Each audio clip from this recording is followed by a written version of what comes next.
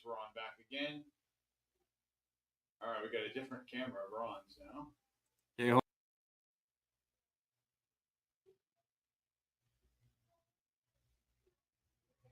all right, I don't know what the video didn't play. Oliver, go ahead. okay, have you got me? All good? Yep, you're back. Great. Oliver, you can take it away. Welcome to the Global Speakers Advantage podcast. Today is another beautiful episode, and we are having an incredible guest from Singapore, helping leaders and organizations to build winning service cultures. Chief Executive Officer of Uplifting Service, keynote speaker, New York Times best-selling author, and world's #1 customer service guru. 2028, 2029, 2020, right up to 2024. This is Ron Kaufman. Welcome, Ron. Greetings. It is a pleasure to be here with you, Oliver, and with all of your viewers around the world. Beautiful. It is such a blessing for us to have you here in a live studio from the beautiful Minneapolis, United States. We connected way back in 2023, and it was such a pleasure meeting you. And immediately you taught me a lot of lessons. And I'm so excited together with my team to be having you as our guest this particular evening from the Talks and the Global Speakers Advantage podcast, Ron. So tell us, how do you feel this afternoon, sir? I feel terrific, especially because over here in Singapore, it's not afternoon at all. It's first thing in the morning. Good morning, good world. Wow. Good morning, Singapore.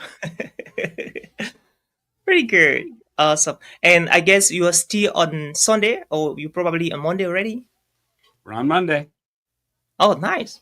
So, Ron, you've been a global advocate for uplifting services. What originally inspired your mission, and how has it been able to evolve over the years as a top guru when it comes to customer service experiences? Well, thank you, Oliver. I think of myself really not so much as a guru as an educator, somebody who can take concepts and principles and ideas and bring them to other people in a way that they can be understood and applied in a way that's useful. So there's a phrase that I learned and adapted as I work on writing, and it goes like this: think like a philosopher, write like a truck driver, teach like a grandmother. And let me tell you where that came from. I'm a history and international political development major with a degree from Brown University. So when I was young, I had the great privilege of being admitted to one of the top universities. And then during my university studies, I spent 2 years in Europe and traveling all around, and that became a global career. So the whole curiosity about how did human cultures development, how are we similar, how are we different, what's going on in the world, led me to an intellectual curiosity about what does it really mean to be human. And then I studied with an extraordinary gentleman named Fernando Flores. I was a student for about 45 years. And I wasn't just his student, but he mentored me. And we went deeply into areas like, what is being human? How do we live in language? How do moods evolve, and can they be orchestrated or navigated? And really, what is trust? What is power? What is ethics? How do humans coordinate action? Now, all of that sounds quite conceptual and intellectual. It's like almost like a philosopher. But I was also deeply involved in the sport of ultimate frisbee. So I started the Brown University Ultimate Frisbee team, and I took those rules of play and the game and the tournaments and the festivals all over the world. And the first rule of the game is called the spirit of the game, which means not who wins and how do you throw and what's allowed, but how well do you bring that sense of play and joy to being shared with each other. And so I was always more keen on who's playing and how many people are playing, not so much who won. And then finally, I had a grandmother who taught kindergarten for 40 years. And as one of her little grandchildren, I got to watch her really taking good care of all these little kids and their parents. And I learned from her that service really at its core is love. And I learned from Frisbee that it's really important to teach people, but make it accessible so everybody can join in. And I learned from my studies that there really is a way of thinking about this that could uplift and improve the way we live together on the planet. So that whole, what inspired my mission? How has it evolved over the years? Think like a philosopher, but write and communicate like a truck driver, and in your heart, like a grandmother. Wow. I love that. Me too. Yeah, that's interesting. So we're looking at you've been speaking you've spoken in 50 countries, over 50 countries, and still counting. Lost count a long time ago. I speak on this one planet. One planet. Well, think about it. I mean, what's a country, right? A current era of our human history in terms of nation states and protectorates and alliances. But you're right. I've traveled a lot. There was a period before COVID for about 29 years when I was on 100 airplane flights a year. Wow. And COVID gave me that great invitation to sit down. And so here you and I are, Oliver, working with each other and reaching out to all of your viewers all over the world. I don't have to get on an airplane. That's nice sometimes. There we go, right? So, Ron, what are the misconceptions in the customer service era or in the customer service industry that some of the companies they are actually holding on to that you love our they're audience wrestling with it. Yeah.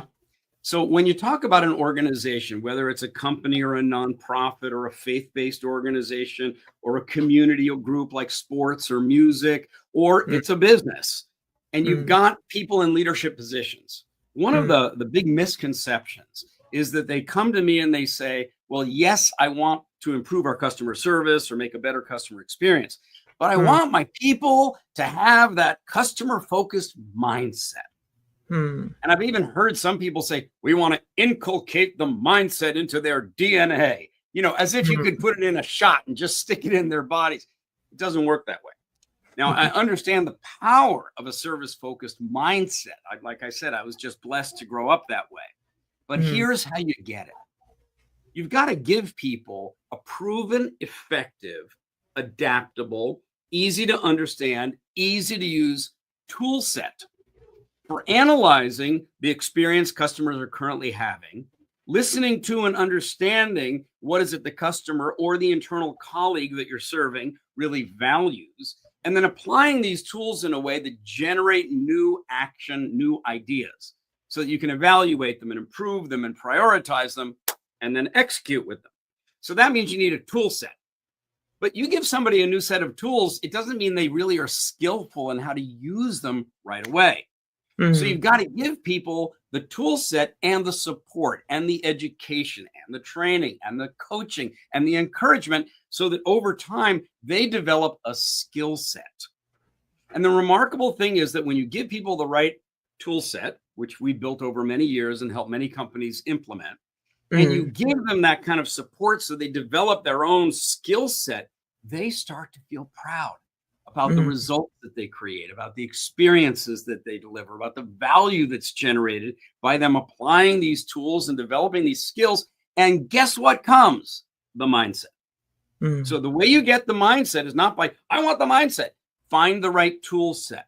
Give your people the support they need to develop the skill set, and the mindset will evolve by itself. That's one of the most common misconceptions that leaders have when they want to build a customer-focused culture. Oh, it's brilliant. So you talked so much about uplifting services. Is there a company that you worked with that have actually put this into practice? Absolutely. And it was from a crisis situation.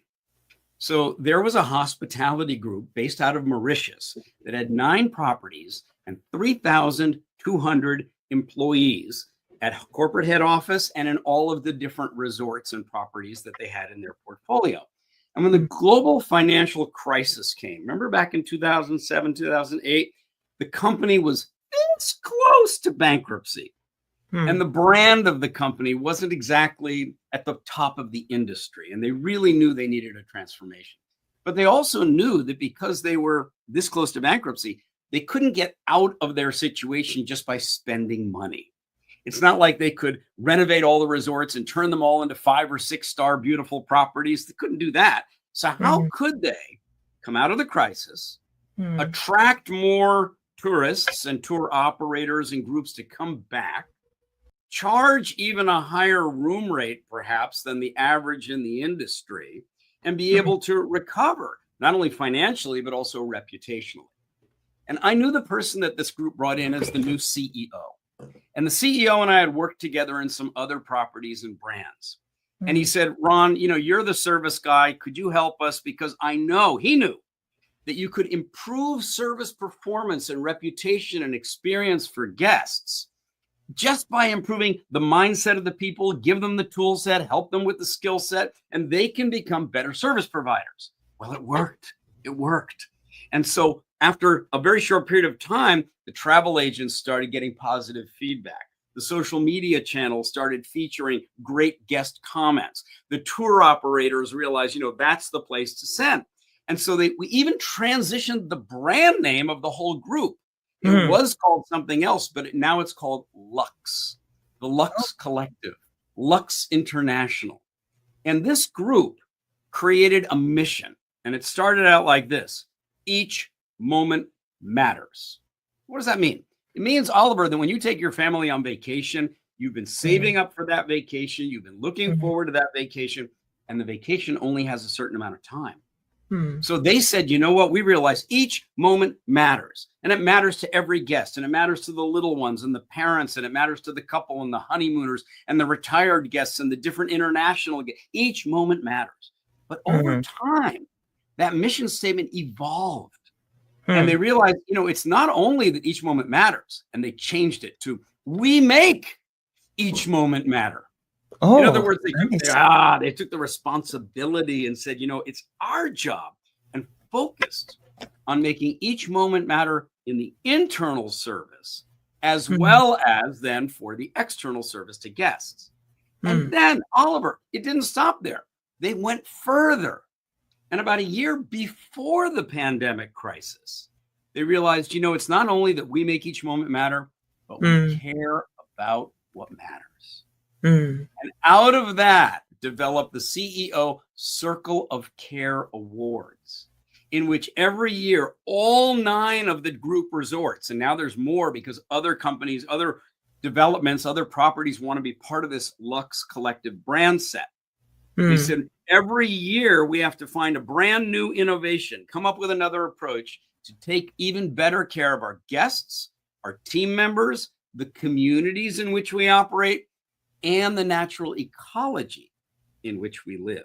So it's a really good example in answer to your question of, real life. Who got this right? And what can we learn from it? And what you can learn is internal service, improve that, and it makes it easier to improve external service. And your service evolution is just that. It has to continuously evolve. Yeah, I see you practice that, and I've visited your website. I had some interactions with your team, and I just see that happening. Like anytime I come in contact with any of your service, there's something I pick out, and it's always so innovative.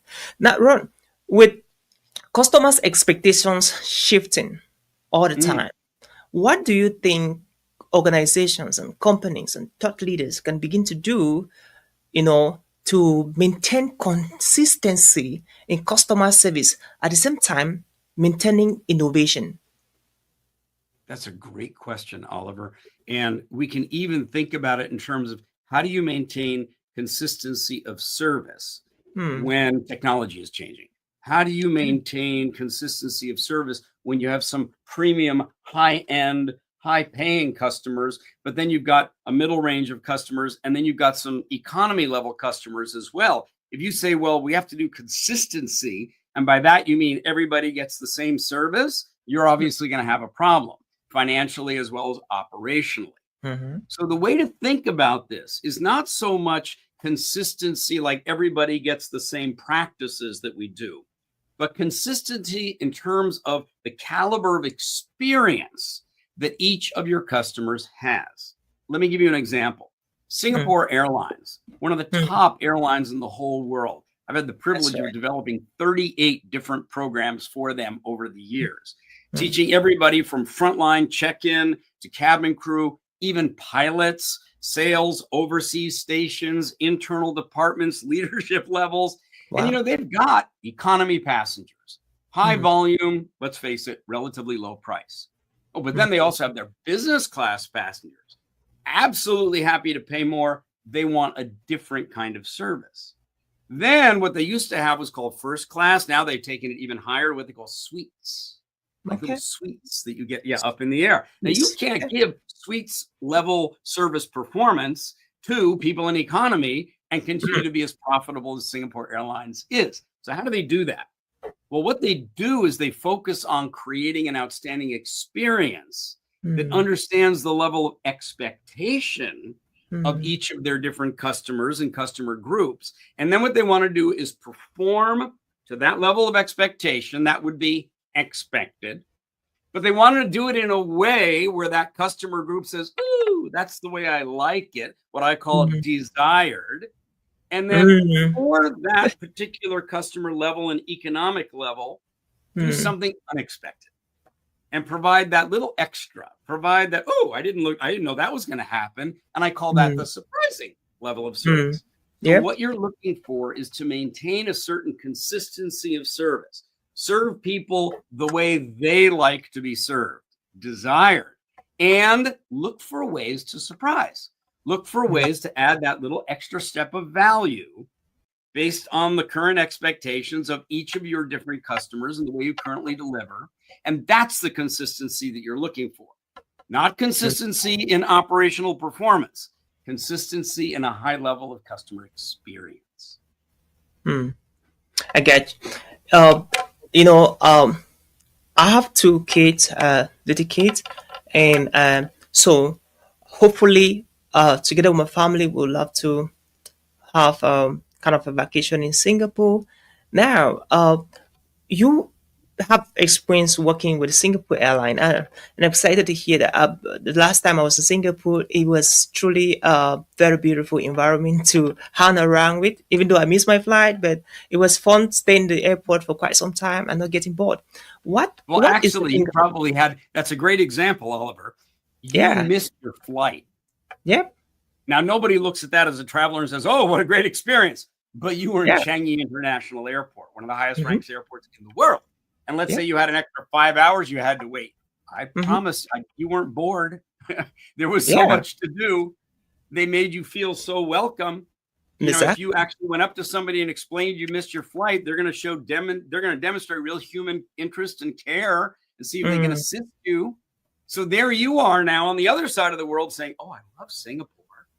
Not because they delivered what you expected, get on the flight on time, but they did something extra in a situation where you were an unsettled customer. Yeah. So what is the Singapore airline doing right now? In case you have to travel with a family, maybe kids, and you come at the airport and you miss your flight. I don't hope to miss my flight again. You're with a family, what are the service, maybe the surprising service right at the airport that can actually benefit, families, maybe younger families like us traveling? Right. Fantastic question. And by the way, I don't suggest you intentionally miss your next flight just so that you can enjoy what I'm going to talk about. But what you're asking about is not so much Singapore Airlines and that situation, but now you're talking about Changi International Airport. And again, I had the pleasure, I've been in Singapore now for 34 years, of working with the airport people and working with the 39,000 people that come to work inside that airport every day. Now, some of them are government, immigration, police, customs. Some of them are airport authorities, right? Information counter, quality control, flight operations, etc. Some of them are retail. Think about all the stores and all the food and beverage, and there's even a little hotel inside, and there's a movie theater. I mean, there's lots and lots of different people. But Changi Airport has been built one culture of being personalized, one culture of being sensitive and caring, one culture of being surprising. So if you and your family missed your flight, and now you're delayed for 5 hours, you're not really just counting on the airline. You want everybody in the airport whether it's an area where there's kids entertainment, whether there's a special family room, let's say for breastfeeding or for changing diapers, whether there is a place for you might want to get on your computer and do some work. So where can you do that? That's a little more of a commerce environment. And then let's entertain you. So let's make sure you know about and you know how to get to the movie theater or the cactus garden or the butterfly garden or the different landscape installations in the airport. There's so much to do there, but notice that the people aren't just working for one company. They're working with each other as colleagues in one shared service environment where they all share the customer. That's called Oliver and his delayed family. So then the service that they need to develop internally between the person at the bank and the police officer, between the police officer and the person over there in the restaurant, between the restaurant and somebody who's in another area. They need to know about what each other does, and they need to practice the same tool set on how they can work in coordination with each other, develop that shared cultural skill set to give you and your family, the customer, an outstanding mindset experience from them and for you. Wow, that sounds very interesting. We're looking forward to visiting Singapore again as a family. Good. I'll ask the airline to delay your flight. Oh, yeah. That's cool. Let's look at that. Cool. So, Ron, how do you align organizational internal values to external customer service and especially in large and global organizations and global terms?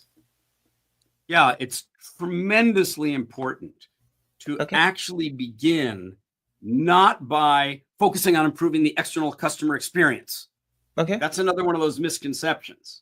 When you get a leader who says, we need to improve our customer focus in this organization, let's start by training the frontline service providers, the ones who have direct external customer contact. That's a mistake because those people, they know customer experience is important. Why? They face the customer every day. They hear the compliments. They hear the complaints. So if you go to them and say, let's do a better job, but if they're not getting better internal service from the human resource department, from the finance department, from the IT department, from the security department, facilities department, administrative department, right? So what we say is, look, you've got to start by giving this proven tool set and developing an uplifting service skill set to the people who are your internal service providers so that the people who are facing the external customer realize, hey, we're getting better support around here than we ever did before. And now when the organization asks them to take another step up or the customers expect another step up, they feel supported, enabled, and empowered. So then you can build that culture of uplifting service, which aligns the internal values, high-level service performance internally amongst colleagues, across shifts, across locations, across departments, with a high level of external customer experience. It really has to be done together. Okay. And so this is so interesting, Ron. I listened to a podcast the other day. It was so interesting. So the guest was talking about customer service and he mentioned something very interesting. One of the key customer service experiences that organizations have to do to their clients or customers. And of course, he mentioned a couple of companies like Mayo Clinic here in the United States, in Rochester. Yeah. He mentioned companies like Amazon. And he said, remembering people's name. And he said, remembering people's name. And that was something that companies and institutions have to work on that. Not only that, he talks so much about when you call a company for a service or there is a problem with the service you purchase or a product, they will put you on an answering machine. And you have to go through series of answering machines before you finally meet the right person. Ron, you've been in this industry for quite a long time, for decades, and you've been working with Fortune 500 and different organizations around the world. What do you have to say about some key things that every company, thought leader, institutions, they're supposed to be doing, like simple things that any other person can do in order to uplift their customer service experiences? Yeah, I'm going to go back in your question to that specific point when you said somebody has a problem and then they're put on the chat bot. Or they're put in the queue and say, your call is very important to us. Holding time now is 47 minutes. What are you talking about? Okay. They're like, So what the heck? let's take a look at the fact that we're in an era of tremendous technological improvement and transformation. And we all know that what we call right now artificial intelligence is changing the game for everybody and everywhere. Yeah. So what's that relationship between technology and the human side of service performance for other people? And the truth is that those AI tools are tools. They're going to help us do a better job. They're going to help us do things faster. They're going to help us do things less expensively. They're going to help us do things more personalized for different people. But even with all of that, there are certain situations where a human should be there to serve another human. And you pointed to one of the best examples when something goes wrong. At the moment that something goes wrong, what you don't want is a chatbot. What you don't want is, hello, I'm the avatar is here to help you. What you want is a human who knows exactly what it is that you've been wrestling with. How do they know that? Well, that's where the technology comes in. In other words, they should be able to see or understand, what are you trying to accomplish? Where have you been on the website? What kinds of things have you clicked on? What have you seen and not seen? What worked? What didn't work? How long did you spend on the page? Where did your eye go, indicating that you were obviously confused? So that at the moment the human being shows up, because you say, that human being is not just going to say, tell me what's going on. They're going to come in and go, hi, Oliver, I understand exactly what the situation is. I can see what you're doing. Let me help you right now and show you how to make this work. And you're going to go, oh, great. Now, you don't want that to just show up on text. Maybe at some point in the future, that will be an AI-generated avatar. But still, you want an emotional experience of, oh, thank goodness, someone's here to help take care of me. Notice it was, someone is here to help take care of me. And then all the technology can be in support of that. Now, there are other situations where the human is incredibly important, but I wanted to use that situation as an example to make a more general principle. Harness AI. Grasp whatever the latest tools are. Don't be afraid of it. Learn it. Evolve along with it. But always remember that we are humans serving other humans. Yeah. And human beings are not only conceptual, intellectual, and financial. We're also emotional. We're spiritual, psychological. We want human connection. There we go. So, yeah, I really love that. We want human connections. We are humans, and we expect humans to serve us. And even the robots should not take much of the service experiences. And so, you've spoken in over 50 countries, from the Asia, Americas, Europe. What service nuances have you observed on how services are being delivered and how they are being received by the clients or customers? It's a great question, because people say, we want to have great service. We want to deliver consistent service, and we're a global company. We want to do consistent service all over the world. And I actually had a Swiss company once where in one part of the world, one of the account managers sent to her customers chocolate chip cookies. And the customer was so delighted that they wrote a letter all the way up to the CEO.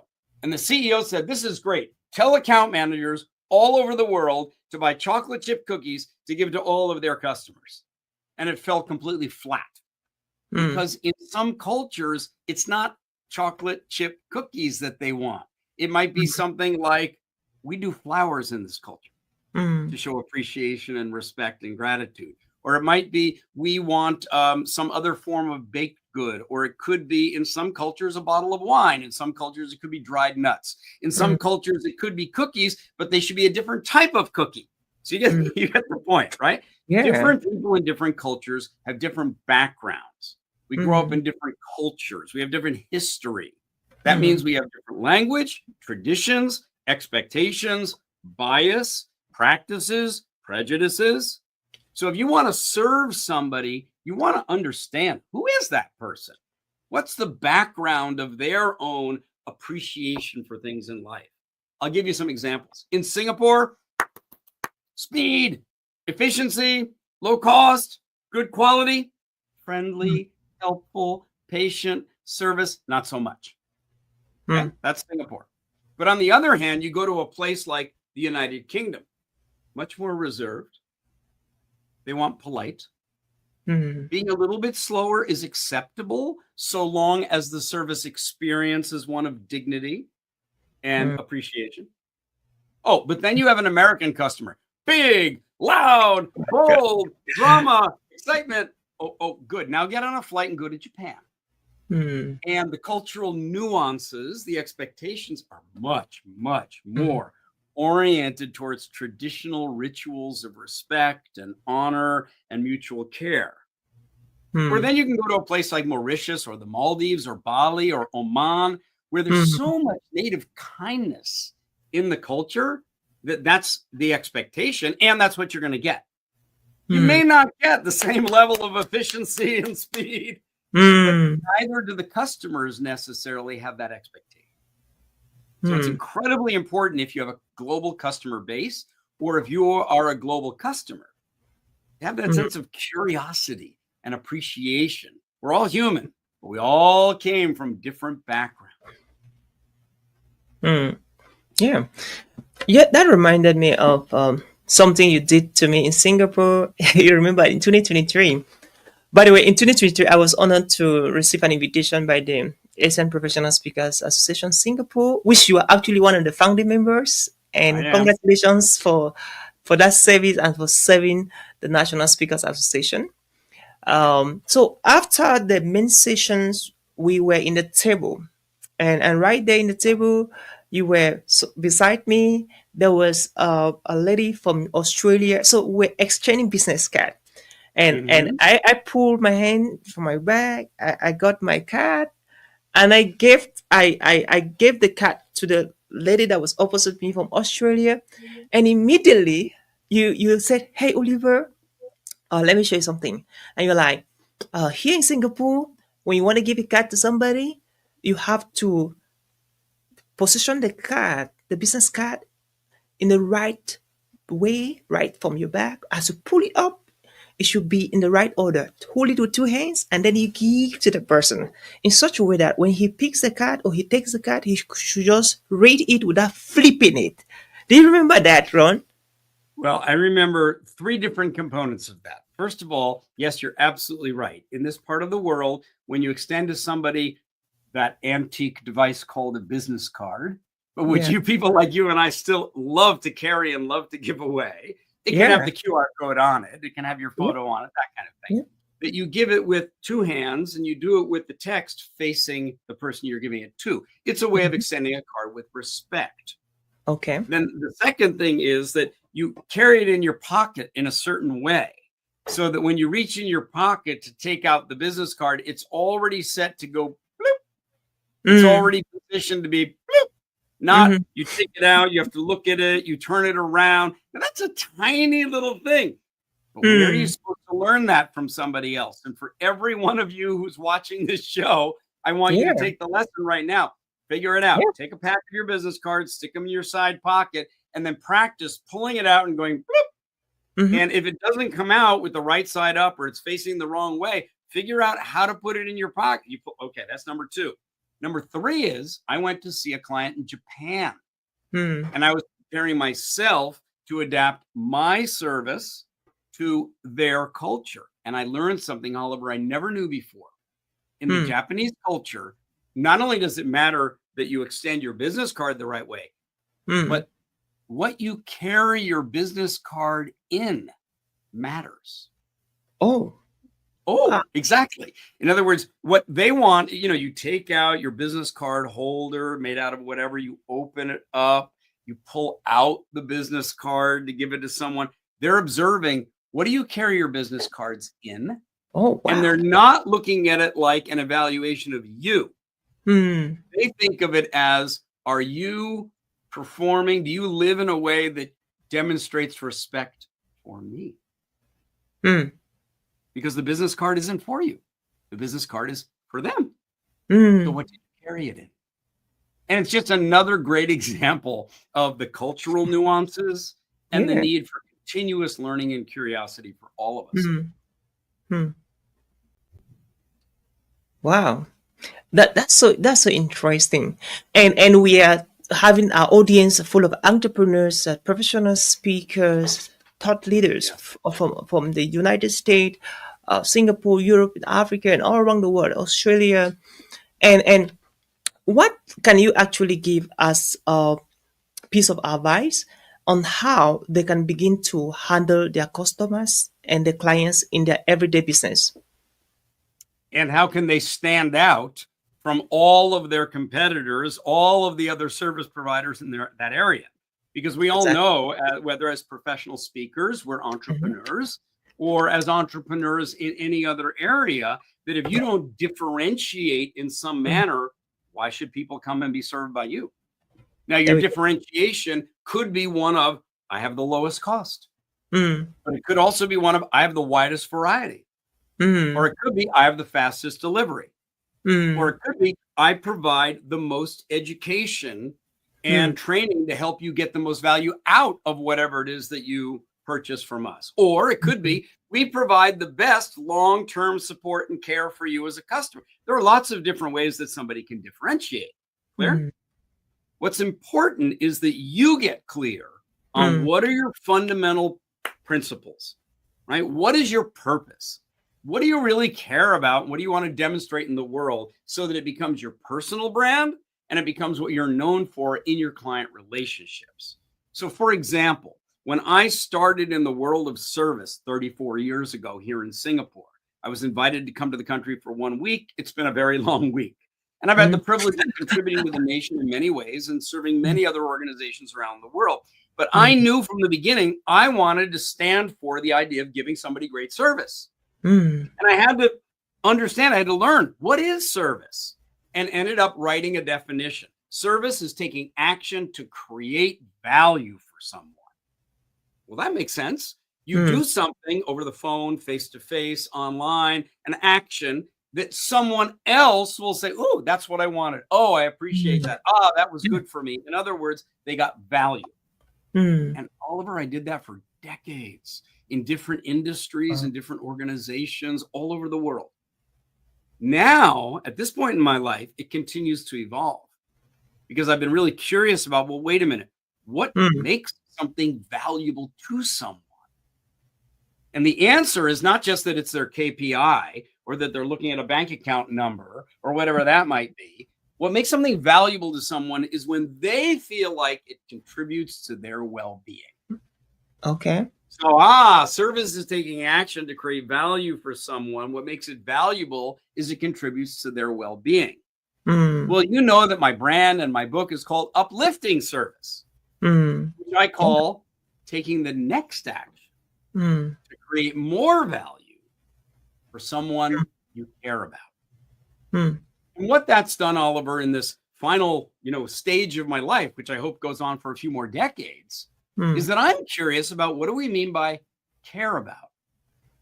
And so I've been thinking like a philosopher, writing like a truck driver. I'll be teaching like a grandmother. What does it mean to care? And what it means to care is to be concerned for someone's well-being. What does it mean to take care? To be concerned for and committed to someone's well-being. What does it mean to take good care? Be concerned for and committed to with your actions.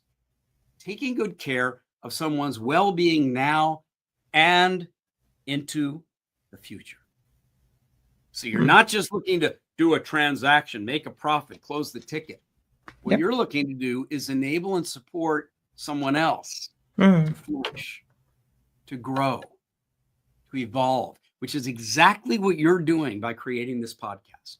You're putting in effort now to enable other people to be able to learn more, do more, become more in the way they share and serve other people. Brilliant. Lovely. And so, for dear listeners, wherever you're watching from, YouTube, LinkedIn, Facebook, uh, what has been your greatest nuggets? Right, just drop it down, drop it down.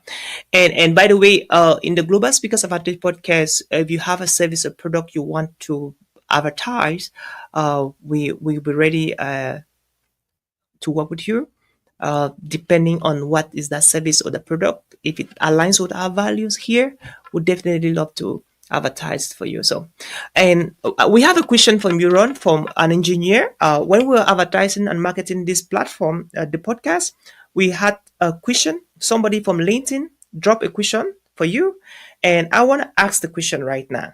Is that cool by Sure. you? Awesome. I'm Awesome. delighted. Please. Pretty good. So the question is right here. So he says, here's a question for, let me just go straight to the question. It's fascinating to see how Ron Kaufman's work on customer experience parallel engineering principles, particularly in system design board, required attention to user needs and interactive improvement. How do you think Now, here's the question. How do you think engineering teams can further integrate customer experience insight into their product development processes? Outstanding question. Yep. So, one of the challenges that engineers will face is that a large part of engineering education will start with, what is the problem that we're here to solve? Why did we call the engineers? And they even have a phrase for it. They say, what's the problem statement? And without a problem statement, how do you know what you're working on? Okay. The problem with the problem statement is that the moment you define the problem, then all you need to do, I'm not saying it's easy, but all you need to do is solve the problem. So like an engineer or an engineering team, you're going in to solve the problem. But something was missing before you defined the problem statement.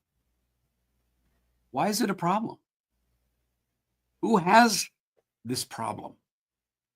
What is it that they actually care about or concerned about that has the fact that it doesn't exist live for them like a problem? Okay, if we know all of that, then let's go solve the problem. But notice what I just said is, let's start out with human beings care about people. Human beings care about themselves. Human beings care about life. We are creatures who care. And because we care, which is concern for well-being, we also have this sense of wanting to take care. So now we're concerned and committed. But you know what? We notice at that stage, wait a minute, some things aren't the way I'd like them. That doesn't seem safe, and I'm going to go there with my children. That doesn't seem entertaining, and we're going on a vacation. That doesn't seem efficient. I'm not sure it will take too much time.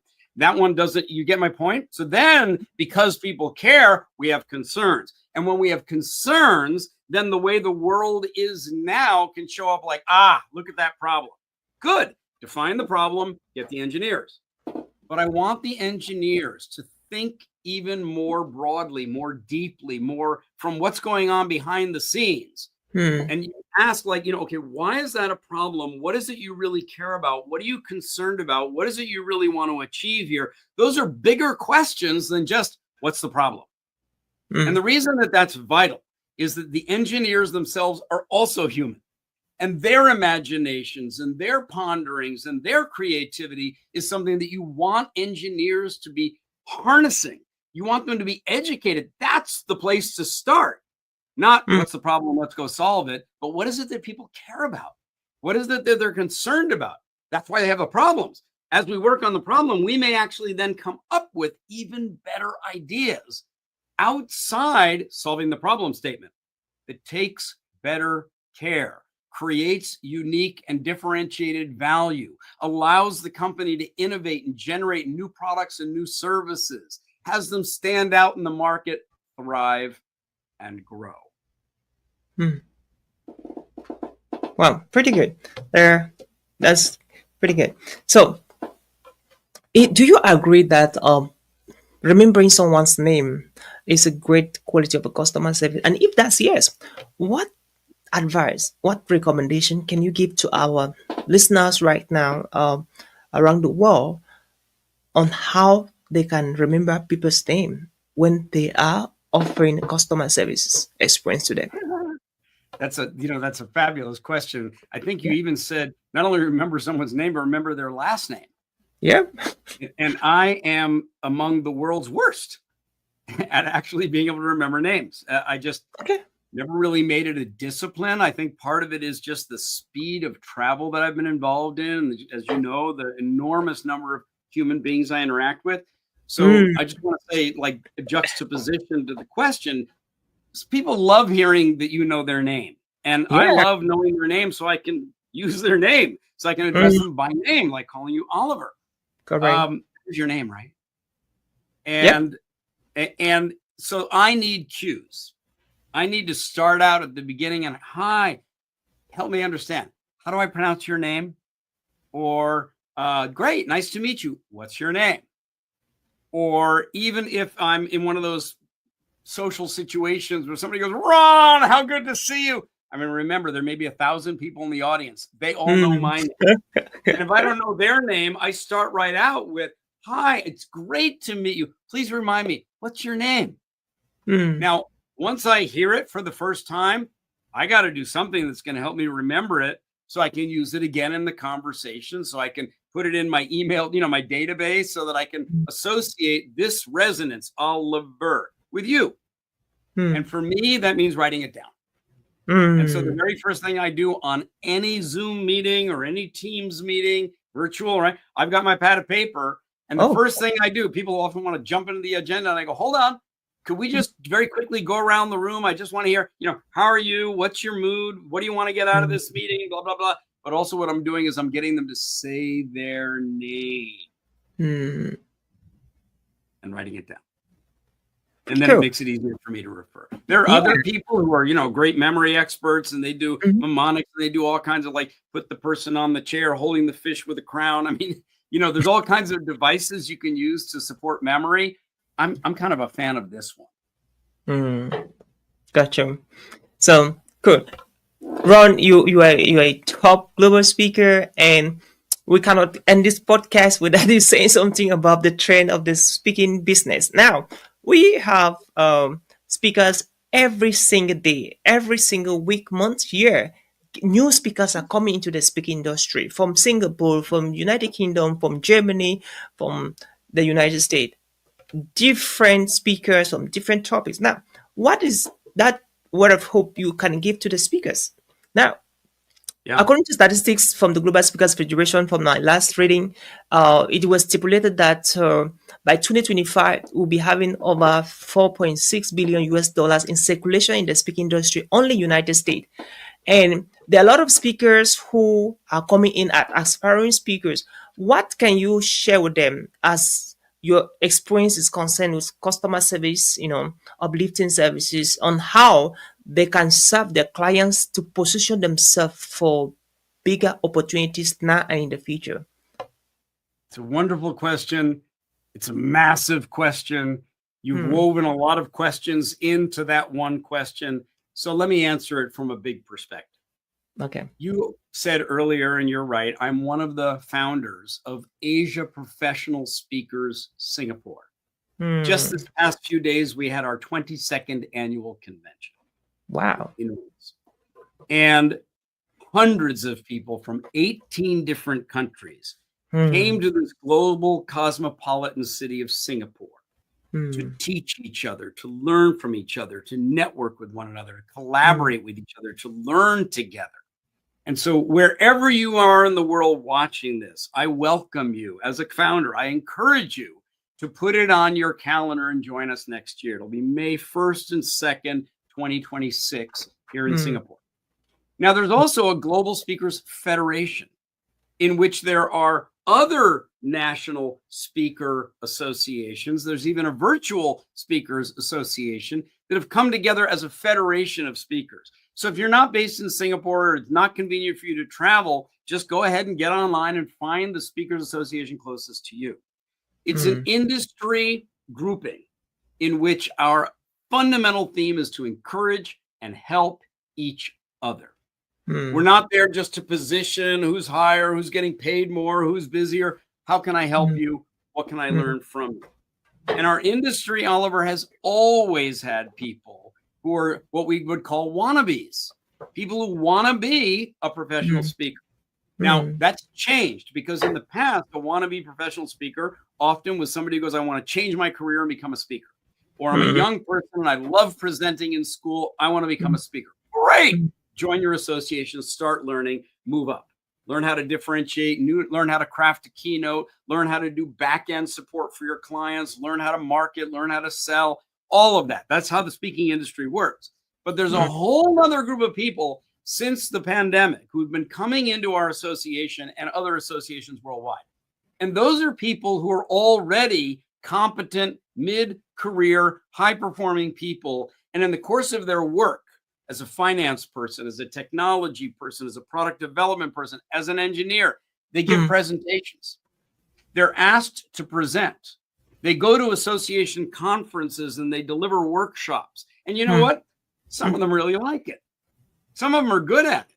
Some of them want to get better at it. Some of them are open to the idea of getting paid for doing it, and not just as part of their job, but actually going to conferences and going to other places and speaking and receiving revenue and income for providing that service.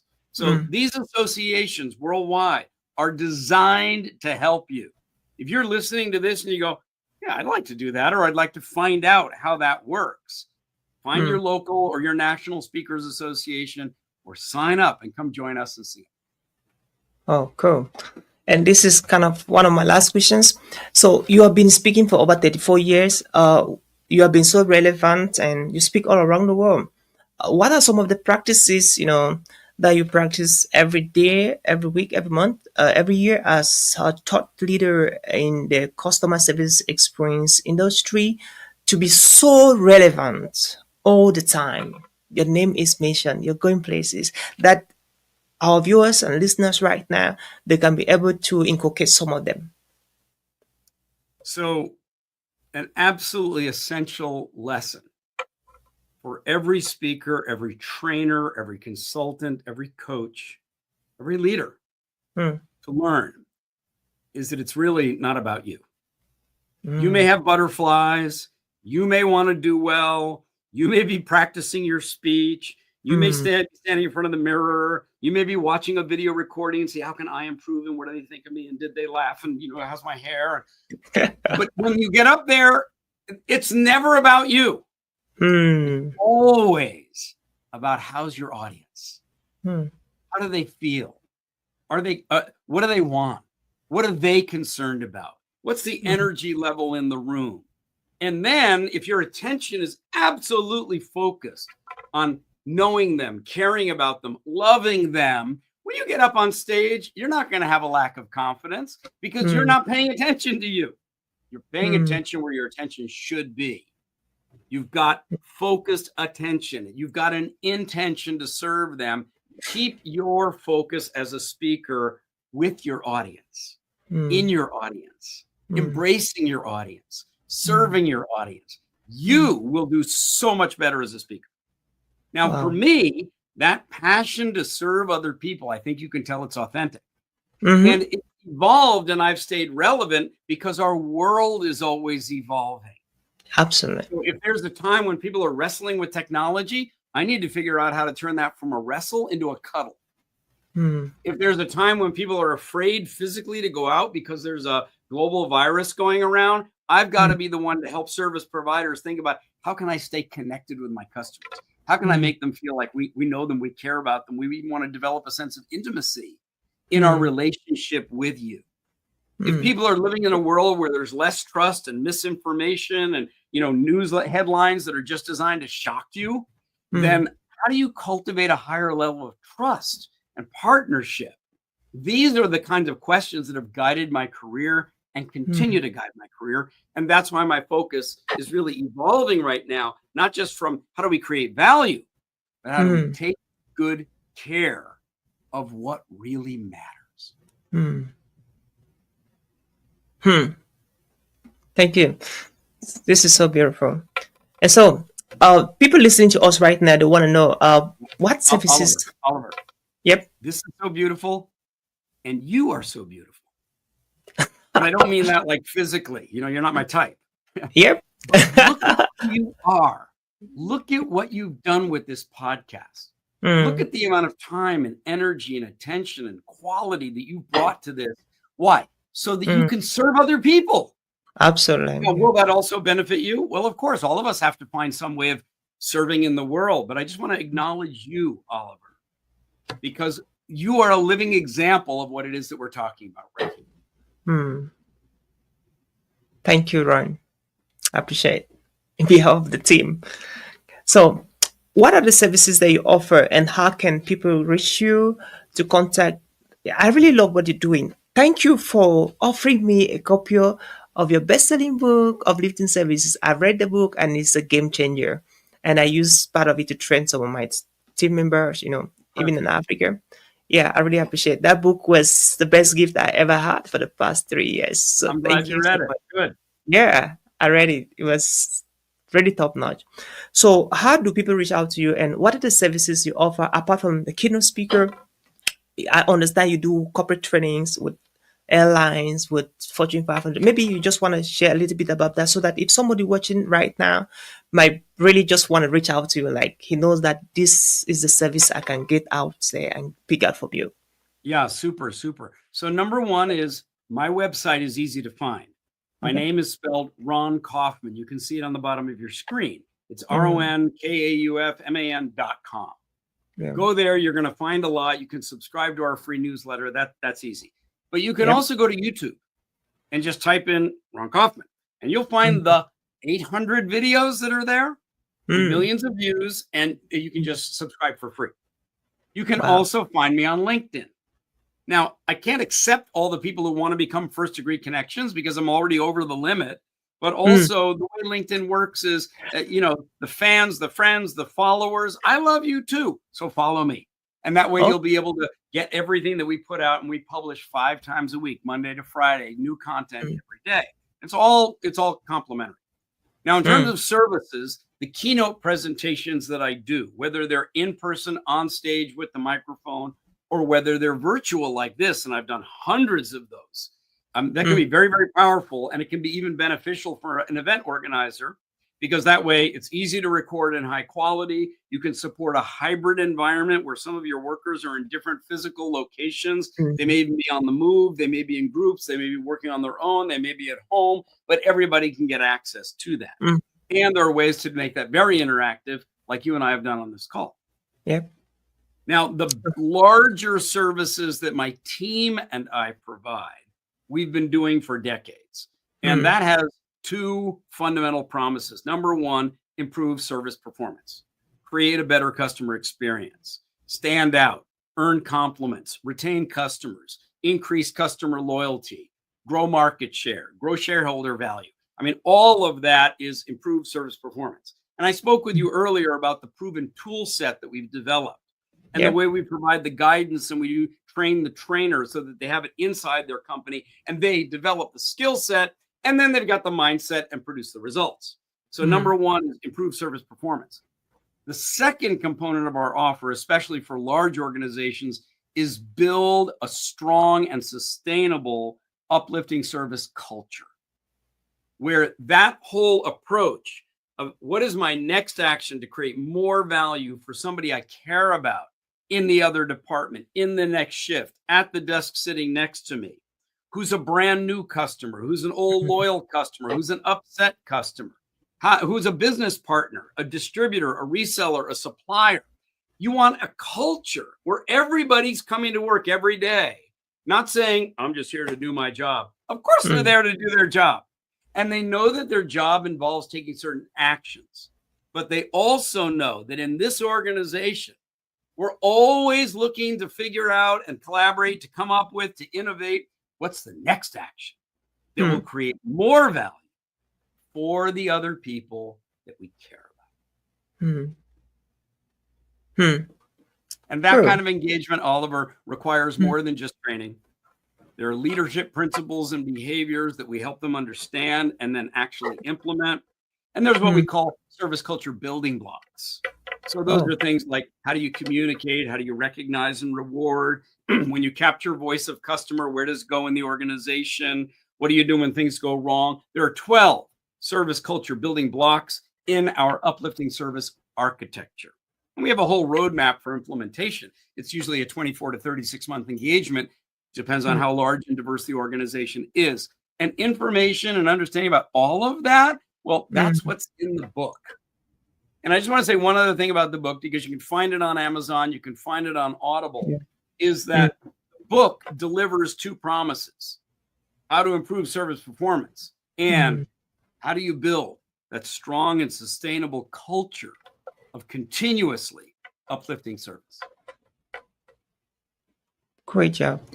And you have to get that book is a game changer. And if you have to,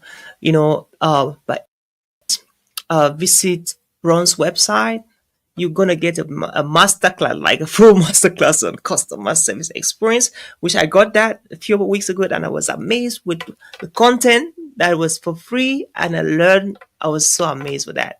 Thank you so much for creating time to be part of our guest on the Global Speakers Advantage podcast, Ron. Thank you. Thank you. It's a privilege, Oliver, and best wishes to you and to all of your viewers all over the world. Thank you so much. And special thanks to our viewers that have been watching us from around the world. And if you're thinking of becoming part of the Texas Purpose Conference coming up in Dallas, Texas, you have to we can drop the link so you can get your ticket. It's going to be an unprecedented experience, and our speakers are getting ready. We are looking forward to meet you in Dallas, Texas, come June 21st. And hopefully by next year, we'd love to have Ron in the US to speak in the Purpose Conference. I'm looking forward to the invitation, Oliver. Oh, yeah. We'll get to you with that. We can't wait to have you here in the US to do a talk in the Purpose Conference in 2026, sir. Super. Awesome. So that was it for today. This podcast was delivered to you by the podcast crew in Minneapolis, Minnesota, and I was Oliver Shom, your host. And today, our amazing guest was Ron Kaufman from Singapore, the Global Speaker Guru, Customer Service Experience #1 from the Global Speakers Guru. Thank you so much, everybody, for watching, and stay tuned. And we want to see you at the top until we meet again next Tuesday. Remain blessed, and bye-bye.